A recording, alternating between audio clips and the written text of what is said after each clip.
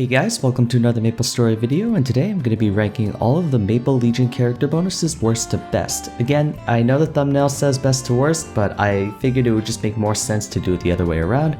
So the format will continue like it did last time for the ranking link skills video, and I understand there are many characters that share a similar Legion block such as Luminous, Blaze Wizard, Bishop, and Ice Lightning Mage all giving instat and whatnot, so I'm going to put every class that has the same Legion block in one entity for rating, if that makes sense.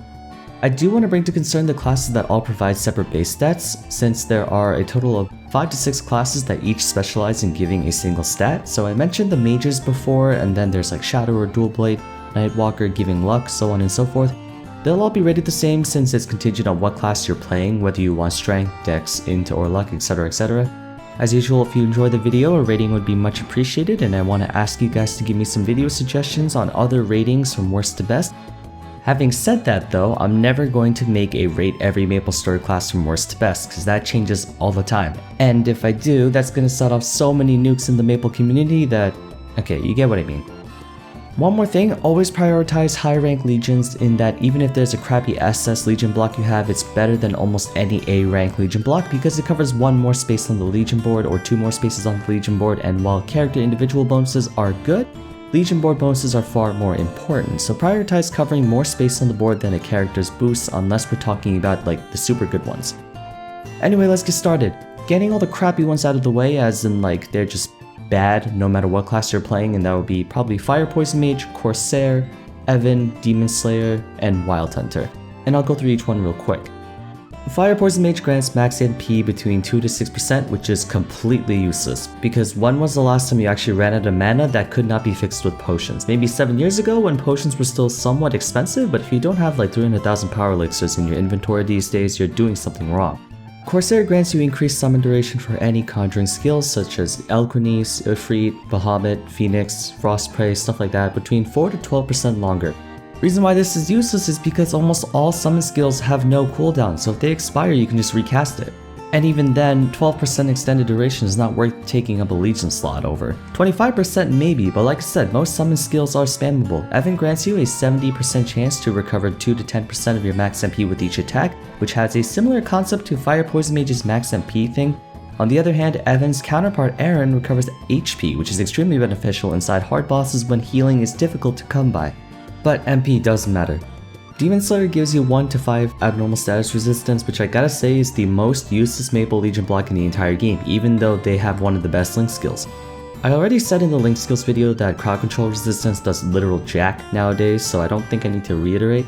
Last one would have to be Wild Hunter, which is a 20% chance to do 4 to 20% bonus damage with every stack. Sounds good on paper, but it's not very consistent to have since it's based on each separate attack. If the rate were to be much higher, then it would be actually quite beneficial.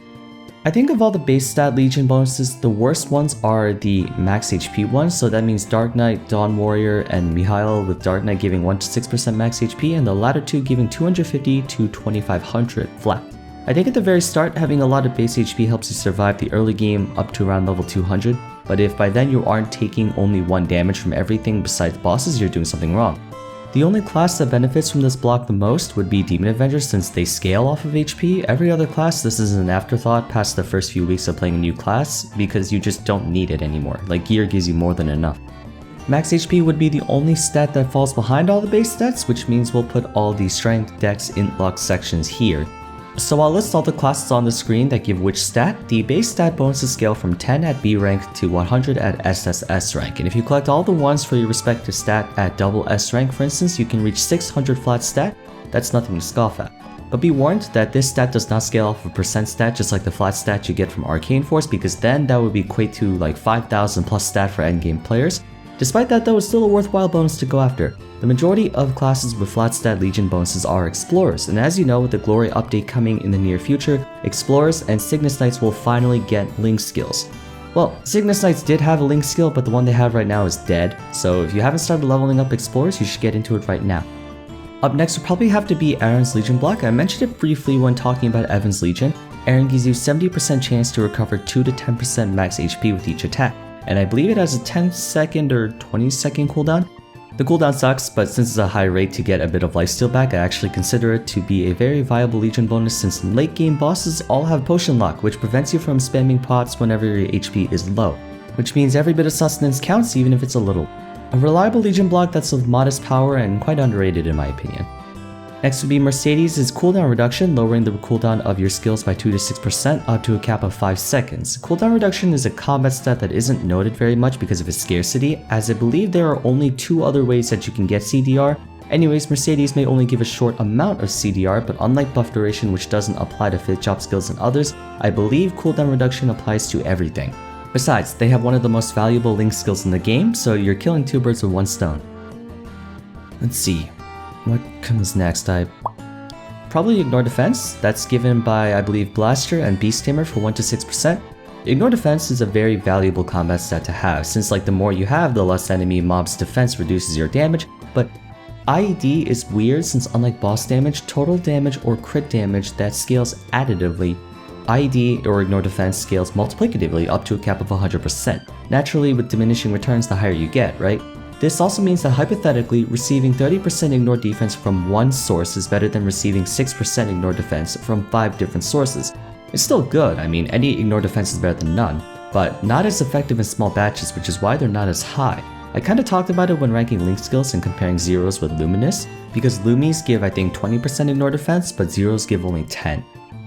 I think next will be critical hit rate. It's given by Marksman and Nightlords, I think 1 to 5% crit rate. Crit rate is very important since every class needs 100% crit for maximum damage output. Some get it easier than others, like Luminous needs a ton of bonus crit rate, while Nightlords and Archers barely need any. Regardless, critical hit rate is necessary for every class and even a small amount like 10% bonus crit is helpful. Next is boss damage, provided by Demon Avenger and Kana from 1 to 6%. Boss damage, always useful, just like crit rate. The average endgame player, depending on what class they play, requires about 280 to 300% boss, give or take. Some classes come with passive boss damage in their skills, some don't, so just take it arbitrarily, but you definitely want to go after these 2 classes anyway because they have the 2 most powerful link skills in the game. So like Mercedes, you can knock out 2 bonuses for the price of 1. Solid bonus, top priority. Alright, so I covered Ignore Defense, crit, boss damage, that's say like 2, 3 more? So next one will be critical damage. Okay, I said before that critical damage, second to final damage, is the most powerful combat stat in the game because it's one of the last things factored into the damage formula. But despite it being one of the best stats in the game, there are actually 3 classes that carry this bonus instead of the usual 2. There's Jet, Hayato, and Shade. With maybe Hayato being the only class pleasant to train at a high level, if we even want to call it that. 1 to 6% for each based on rank, which can mean around 15 to 18% critical damage. That's actually a pretty damn good bonus. I believe 15% critical damage is almost the equivalent of like 40% boss depending on how strong you are, maybe up to 60% boss. It's just a shame that Jet is the worst class in the game and Shade is not really that much fun to play. Now there's a Legion bonus that's extremely valuable, in fact probably the most valuable in only Reboot, and that's Phantom, and he gives 1 to 5% bonus mess-up. That's about it. Basically you put this on if you're in Reboot, but in normal servers you don't even want to look at it. Moving on. Best Maple Legion goes to Mechanics Buff Duration, giving 5 to 25%.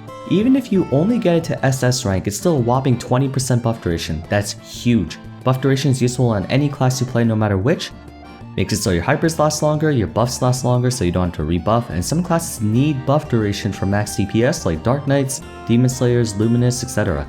Alas, it doesn't work on fit job skills, including decent skills that are obtained via the V matrix, but oh well, it's still useful. Notice how most of the best Legion bonuses are attached to some of the worst classes in the game, like Jet, Mechanic, Beast Tamer, etc. So it's kind of counterintuitive to go after them, but it's still really good to go after them. Alright, so that's about it. I think I got everyone. If you have different... Oh, no, wait, I forgot Xenon. Okay, so Xenon is different. Well, not different. Basically, they just give 40 of every stat, or I think it was like 10, 20, 30, 40, and 50 of all stat, strength, dex, and luck, not int. Just to throw that, I guess, into the regular base stat, guys, and yeah, that's about it. Now we got everyone. If you have differing opinions on which legions are better, then please let me know in the comment section below. Maple Legion is one of the best long-term goals to work towards since you ultimately want to get 8,000 Legion or higher, which equates to at least 40 level 200 characters, which is almost every single class in the game. Yeah, a lot of work. Hope you guys enjoyed. A rating would be much appreciated, but other than that, thank you so much for watching, and I'll see you again soon in the next video. Take care.